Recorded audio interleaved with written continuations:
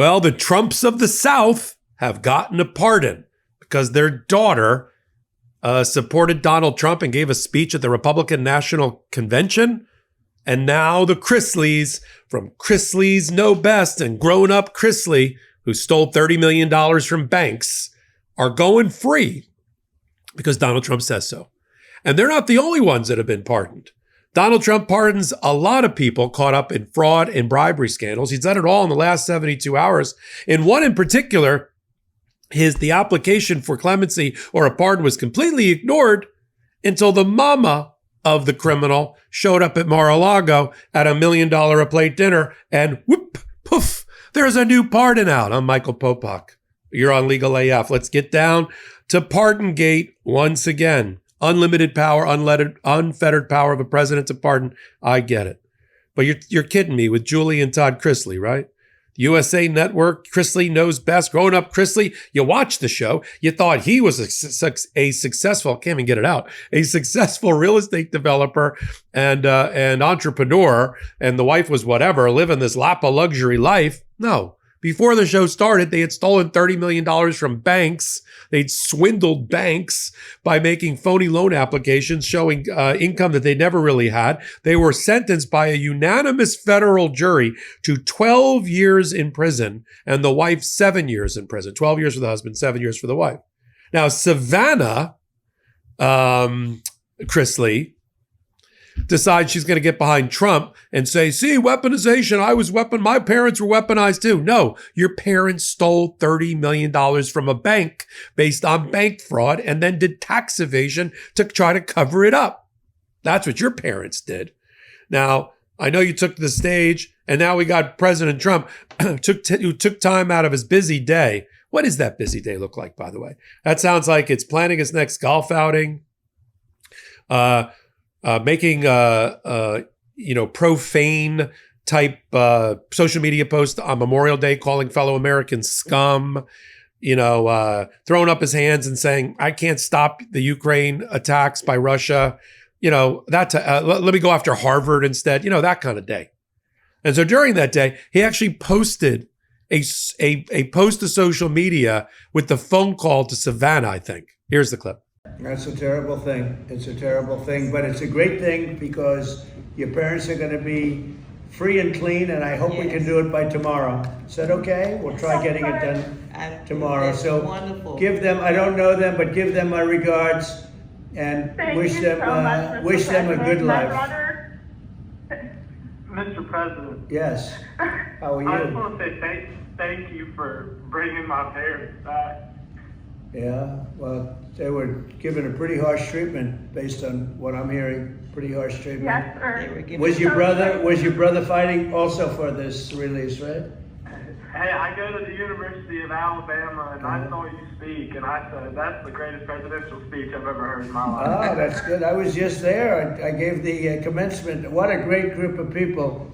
If you were in the audience, you have to be good. What a good school it was, and I love Alabama. I love Alabama. It's that school is really, that was very impressive when I was there. Yeah, I think I did a good job. I got a lot of good comments on that one, so that's good. I love doing that with great young people. Kicked out of class. Yeah, he got kicked out of class for defending you. It was pretty interesting. Gee, I'm surprised because University of Alabama, if we took a vote, I'd get 90% of the vote, right? You sure would. Exactly. Maybe more, actually. But anyway, well, you keep fighting. Congratulate your parents. Congratulations, Savannah. And Alice had a lot to do with this. And just congratulate your parents.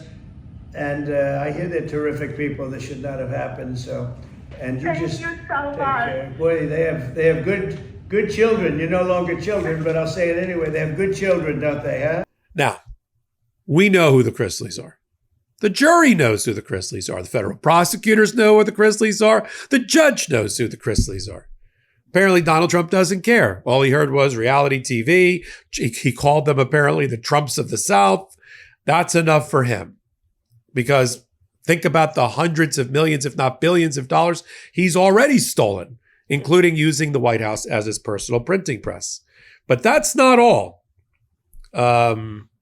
Here's what also happened today, or in the last couple of days. He also granted another couple of clemencies. He pardoned earlier in the week a former Virginia sheriff who was sentenced for 10 years for, wait for it, fraud and bribery. That's Scott Jenkins. He writes on his social media post, oh, Scott Jenkins and his wife have been put through hell by the weaponized Biden administration.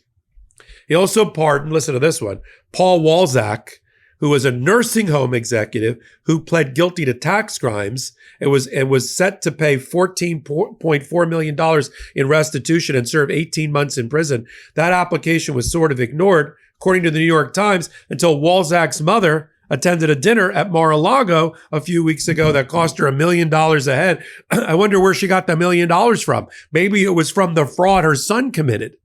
And then suddenly, poof, he's exonerated, meaning the whole thing. Restitution, doesn't have to pay back the money, and it's cleared from his record. There are many reasons why you vote for a president or you vote for an administration. And one of them is that it reflects your values and those of the American society and culture, our constitutional republic. You have to ask yourself, even those that voted for Donald Trump, who I know are out there in this audience, does Donald Trump reflect those values? Is this the kind of president that you want representing you around the world and around the country? Look how he's abusing the pardon power. It's not the first time. This is the president that, with a stroke of a pen, granted pardon and clemency to 1,600 or more Jan 6th insurrectionists. We saw what they did with our own eyes. We can't unsee the attacks on the Capitol, the attacks on law enforcement, the dead, dying, and injured and maimed on that day. The pitched battle at the Western Portico and Western Terrace that was right out of Game of Thrones. The use of makeshift weaponry, or even weaponry that they brought with them. And to Donald Trump, it was a day of love. It was a day of peace. They were hostages, and he released them back into the wild, into the public, for them to do their next bad act, thinking that they'd all been rehabilitated, I guess. Even the most violent ones in particular, who were sitting in jail, pretrial detained because of their violent histories. They're back out there with you and me. He let them out. And then, of course, he's done it over every time.